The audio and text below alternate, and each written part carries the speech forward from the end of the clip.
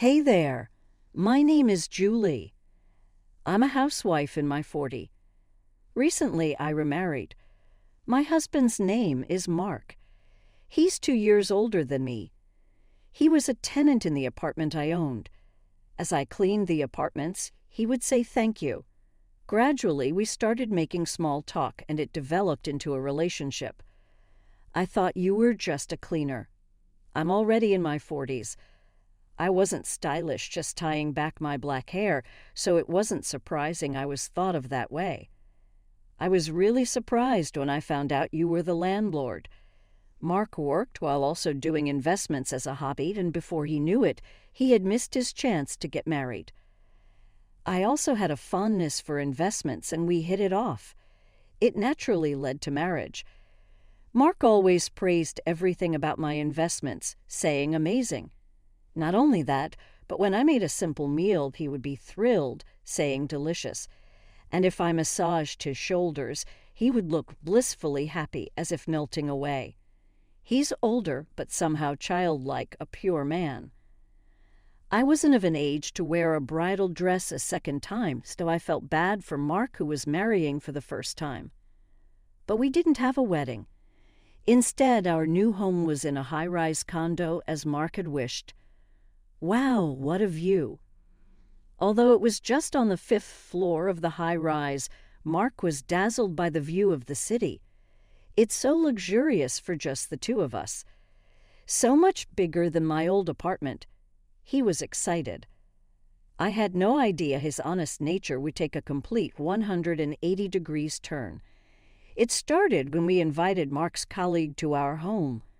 Wow, amazing. Sam stood in the middle of the room, agape. This is your place. It's like a hotel. I've never stayed in such an amazing hotel. Surprise. It's really amazing, right?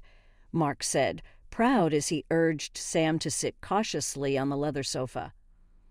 Oh, this is for you, Sam said, handing Mark a cake. Oh, Mark said with a confused smile, thanks. This is the $30 cake they sell near the supermarket, right? There was no need for Mark to say it in such a sarcastic way. Sam shrank back, looking uncomfortable. Thank you for the cake. I really love it. Trying to change the mood, I cheerfully offered Sam a cup of coffee. No worries, Sam took a sip of the coffee, looking relieved. Until now, Mark never joined for drinks, and his lunch was always half-priced meals. He wouldn't even buy a bottle of water. He was really tight with money. So when he suddenly got married and moved into a high-rise condo, I couldn't believe it. Man, you're amazing. Well, yeah, Mark said, lifting his chin and puffing out his chest. Who are those guys who said I'd never get married, huh? No one's going to make fun of me at work anymore, right? My bad, man, your wife's a lucky woman. Mark and Sam were joking around. I was a bit concerned about Mark's attitude, but maybe that's just how guys talk. Sam's voice lowered as he added, but even though the house is luxurious, your wife is pretty plain. Well, she lost you there. I'm not superficial like you. It's normal for a guy in his 40s to marry a woman in her 40s, right? Marrying a cute 20-something is just something from a drama. I couldn't believe my ears. They both laughed as if they meant no harm. Yeah, this high-rise has a gym and even a fancy bar, not like the cheap pubs you guys go to. It's a really stylish place. Want me to treat you to a drink? And with that, Mark and Sam went off to the bar. Mark was showing off in front of his colleague, just for today, just for now.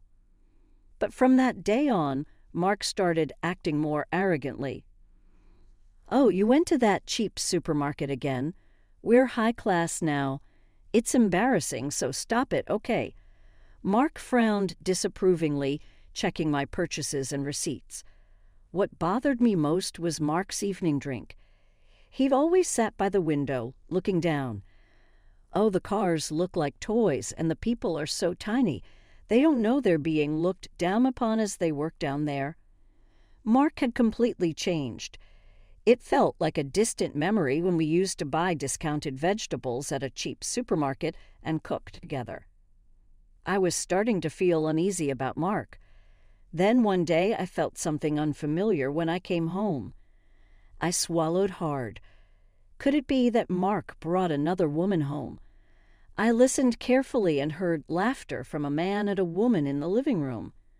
My palms were sweaty, even though it wasn't hot. I tiptoed down the hallway, creeping like a burglar, peeking into the living room. The curly-haired woman noticed me and raised her hand. "Oh, Julie, welcome back." "Emily." My tension immediately dissipated. It was Mark having drinks with my sister, Emily. But then why? I hadn't told Mom about the new place, though I did inform her of the marriage. Emily probably heard about the marriage from Mom, but I never expected her to just show up. "You could have told me you were married now. I am your big sis after all. Let me celebrate your marriage at least." Emily, already drunk, leaned on Mark's shoulder. Apparently, Mark had told my mom about our new place during the wedding greetings. I really didn't want to. I had even told Mark beforehand that my relationship with my family wasn't great. But of course, if your spouse's mother asks where you're living, you'd naturally answer. However, my mom's question wasn't just small talk. She probably just wanted something to look down on me for. They must have laughed behind my back, thinking the story of us living in a high-rise was a big lie. "Wow, I'm surprised. I can't believe you actually live in a high-rise. It's so luxurious and spacious, totally different from our old family home." "Well, yeah, this is high-rise quality. Lucky you, Julie. I'm so jealous." All the while, Emily was touching Mark's arm and thigh excessively. Mark's face lit up with every touch. Julie really moved up in the world from being a fast food wife, Mark. Looking smug, Mark suddenly tilted his head. "Oh, Mark, didn't you know? Julie's ex-husband used to work at a fast food place. She used to go there a lot. It's kind of funny, meeting like that when you're not in high school, right?" "A fast food place, huh? I can't believe you married a guy with such a high schooler job. Your ex-husband was like a freeloader, wasn't he?" "Totally, Mom and I were so worried. We were against the marriage, but you were all, 'I love him. I'm going to marry him like some tragic heroine.' You just went off and married without telling anyone." Emily and Mark laughed heartily as they drank their beer. Hearing them mock my ex-husband Joshua made my head feel like it was being squeezed. I wanted to stop the conversation right away, but I couldn't move. Then, after about 5 or 6 years of marriage, your husband suddenly passed away, straight to heaven.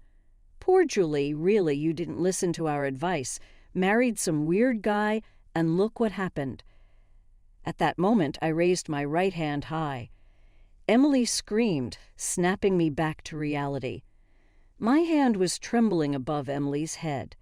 "Hey, you were about to hit me, weren't you?" Emily's eyes widened in shock. Then she blinked slowly. Suddenly, she seemed weak and leaned heavily on Mark's shoulder. It was scary, the whiny tone in her voice, setting shivers down my spine. "Julie, what were you about to do to your own family?" Mark yelled at me, and I clenched my trembling hand. "I'm sorry, but Emily was." "Shut up. Are you trying to make excuses after making your sister cry? I thought you were a kind woman. I'm disappointed." Emily's sobbing mouth revealed her white teeth. Her overly red lips, certainly laughing, were visible. Mark gently stroked her stiff, curly hair, oblivious to her laughter, enveloping her in kindness. But they were speaking ill of Joshua. "What? Do you still have feelings for your ex-husband?" Mark wouldn't listen to me. That was the moment a complete rift formed between us. It's always been like this. My family looks down on me and makes me a laughingstock. That's why I wanted to keep my distance. Ever since we were young, everyone favored Emily for her good looks, including Mom and our late father.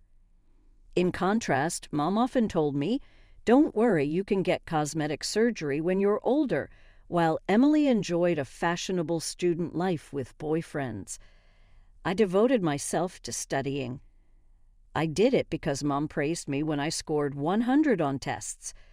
But after a while, 100 became the expected score, and I get scolded for missing even 1 point. Julie's studying hard. That's great. I'm so proud of my smart sister. She's studying for her future cosmetic surgery costs, you know. I even brag about it to my friends. Emily, not academically inclined but glamorous, often ridiculed me. Do I still have to be laughed at by my family even as an adult? Not even allowed to defend my late husband Joshua. Worse, Mark joined in the laughter and blamed me. It was unbearable. A week has passed since then, and our relationship remains strained. Mark, who loved living in the high-rise, has been coming home late. He must not want to see me.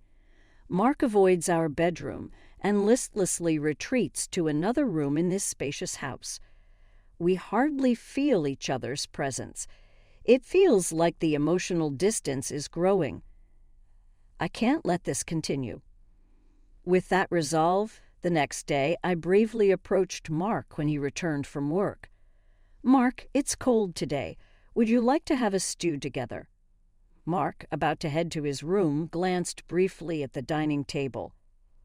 Steam rose from the earthenware pot, filling the air with a gentle broth aroma. His response was cold. "I don't want to eat something so common. If you want to cheer me up, you should serve caviar or something." Mark, who'd never even eaten those things, shrugged in disgust. Then he looked me up and down, letting out a big sigh. "Huh. Not you. My mistake."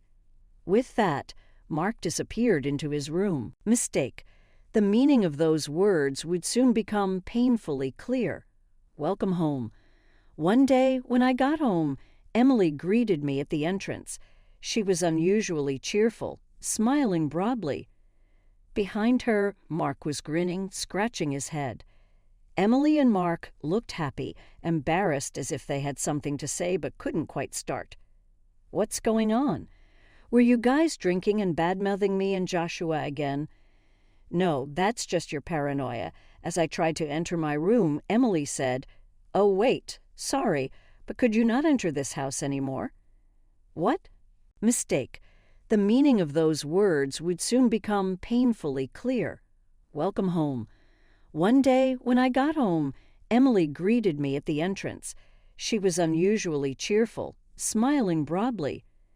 Behind her, Mark was grinning, scratching his head. Emily and Mark looked happy, embarrassed as if they had something to say but couldn't quite start. "What's going on? Were you guys drinking and badmouthing me and Joshua again?" "No, that's just your paranoia. As I tried to enter my room, Emily said, 'Oh, wait, sorry, but could you not enter this house anymore?'" What? Well, you know right, Mark. "Yeah, Emily, you say it." Emily and Mark were like a shy new couple. "Well, you see, we've fallen in love with each other." Huh. In response to Emily's foot-stomping excitement, I could only offer a deflated reply. "Emily is not a high school girl. No way." "Oh, too bad. Then let's just buy or rent one." "Emily, I'm counting on you." Their earlier brightness vanished, replaced by puzzled expressions. "Hey, I've been a bit confused since earlier, but what do you mean by my house is owned by Julie? Is this place really Julie's home?" Emily asked with a strange smile. "Yeah, sort of. Julie, of all people, is so cheeky. You studied hard to get cosmetic surgery, but in the end, you bought a high-rise instead of spending money on surgery." "No, that's not it." "I get it.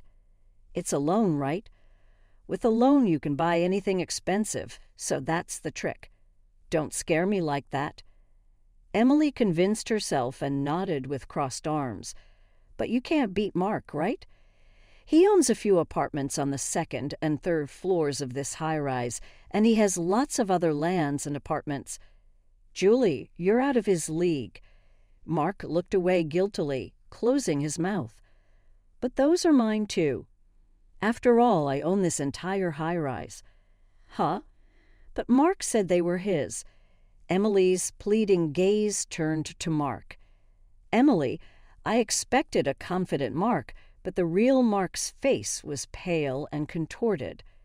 Mark, Julie is lying, right? Well, that it's like ours as a married couple. Mark mumbled, and I clarified for him. It seems Mark bragged to Emily about properties in my name as if they were his own. Pathetic man. No, that's a lie. The one who lied is Mark. Emily collapsed on the spot, shocked. Julie, of all people, this is a lie. An uneasy Mark with a strange smile apologized. Sorry. His straightforward apology didn't seem to reach the dazed Emily. Unable to stand the heavy atmosphere, Mark started to laugh nervously. Sorry, I don't own anything, but my feelings for Emily are real. I'll always support Emily by her side. Mark, Emily's cheeks turned slightly red. Love over money. No way, that can't be true. So, Emily, how much do you own? What? Like land or condo. Huh. I don't own anything like that. Emily and Mark looked confused, raising and lowering their eyebrows with pitiful faces. Emily, you were more loved by your parents than me, so you should have been favored, right? What happened to the apartments you inherited from your father? Inheritance? What are you talking about? Don't tell me you lost all the apartments you received. Emily screamed and they both fell silent. They made funny faces at each other, opening their eyes wide, closing their lips, and baring their teeth as if in a staring contest. I lost this staring contest. Mark, you misunderstood. I do own many places and lands, but it's indeed from inheritance, not from studying hard. You can't buy 1 or 2 high-rises just by studying. But the inheritance wasn't from my father. Emily looked baffled for a moment, but then burst into laughter. Joshua, the fast food guy? Yeah, but not a part-timer. I had explained this to my family when I decided to marry Joshua. It's true we met at a fast food place, but Joshua was not an employee there. He was the landowner of the fast food place. It's baffling how they twisted it to make him out as an employee. No matter how much I corrected them, they laughed and said, yeah, still working part-time at your age. Joshua came from a family of wealthy landowners for generations. I explained, causing Emily's eyes to nearly pop out. He was rich enough to live leisurely without working at a fast food place. In reality, Joshua was serious about his work, and I didn't quit my job just because I married him. We didn't live leisurely, and that's why the fortune was preserved. Why do people who make assumptions have the wildest imagination? I didn't know that. I wasn't told. I hadn't bragged about being rich, but I had repeatedly insisted that Joshua wasn't a part-timer. It was Emily's ears and brain that shut out the truth. Julie, of all people. Rich Julie owning a high-rise? Unacceptable. Some people need straightforward talk, no sugarcoating. Sorry, but I happen to own real estate worth 380 billion yen. Me, lower than Emily, living comfortably above Emily. Emily, for some reason, covered her head with both hands and slumped to the floor. No words came out, but tears of frustration overflowed. I walked to the window and looked outside. Want to see the view, Mark? It's quite different from the 5th floor. A view you'll never see again in your life, so take a good look. Mark staggered over to me and unbelievably put his arm around my shoulder. Sorry, my bad. I was swayed by Emily because she seemed to have a lot of money. Think about it. Would I really like someone flashy like Emily?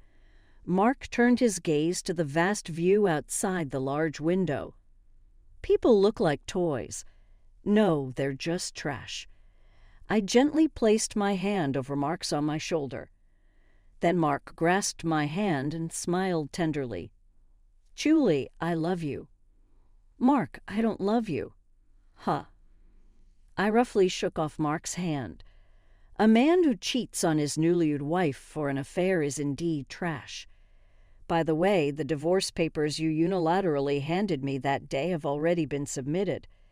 Enjoyed the top floor view? Trash should return to its place. Time to go back down. With that, Mark, making his most handsome face, froze solid. Later. Emily and Mark continued to live on the 5th floor of the high-rise. Considering how much Mark ridiculed Emily, they were obviously not living happily ever after. They just refused to give up their place. One day, they were clearly lying in wait for me at the entrance. Spotting me, they clumsily rushed over. "Julie, finally found you. Hey, what's this about?" I didn't need to see the paper they showed to know what it was about. "It's the rent bill. It's written in English, so you can read it, right?" "Why? You're trying to take money from us?" "Of course. Why would you think you can live here for free?" Calmly answering, Emily approached.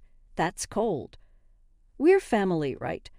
You can kick out this trash man, but I, as a family, have the right to live here for free." "No.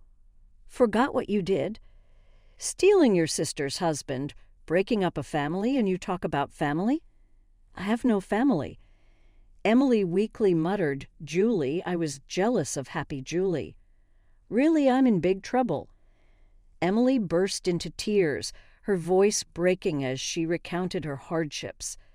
"My ex was generous, even though he was just a part-timer.